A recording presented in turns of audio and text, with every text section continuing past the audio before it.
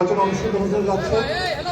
আমরা rapid action battalion এই নির্বাচনকে সুষ্ঠুভাবে সম্পন্ন করার জন্য, আইন শৃঙ্খলা পরিস্থিতি ভালো রাখার জন্য দীর্ঘদিন যাবত শিডিউল বিষয় আগ থেকে আমরা কাজ করে আসছি। আমরা আমাদের যে ম্যান্ডেটেড কাজ, অবৈধ অস্ত্র উদ্ধার, সন্ত্রাসী গ্রেপ্তার, এই কার্যক্রম আমাদের জোরালো ছিল এবং গত প্রায় 1.5-2 মাসে আমরা অসংখ্য অস্ত্র উদ্ধার করতে সক্ষম হই।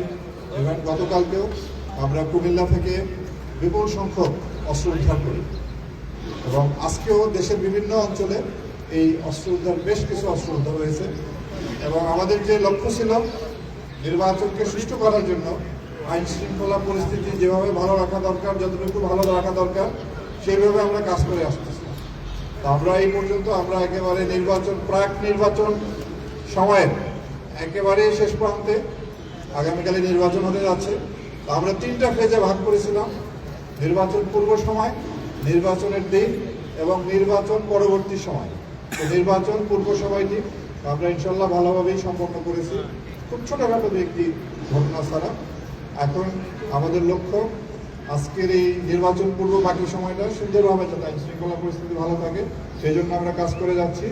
কালকে নির্বাচন, সেই নির্বাচনের জন্য আমাদের যে প্রস্তুতি সম্পূর্ণ হয়েছে অলরেডি। আমরা এবার স্ট্রাইকিং এবং মোবাইল হিসাবে কাজ করব। সারা বাংলাদেশের 64 জেলা এবং 8টি মেট্রো এলাকায় আমাদের টিম চলে গেছে এবং গত 8 তারিখ থেকেই তারা মোতায়েন আছে এবং কাজ করে যাচ্ছে। কালকেও তারা কাজ করবে। তো আমরা আশা করি কালকের নির্বাচনটি সুন্দর, সুষ্ঠুভাবে সম্পন্ন হবে, কোনো রকম গোলযোগ, বড় ধরনের গোলযোগ ছাড়াই।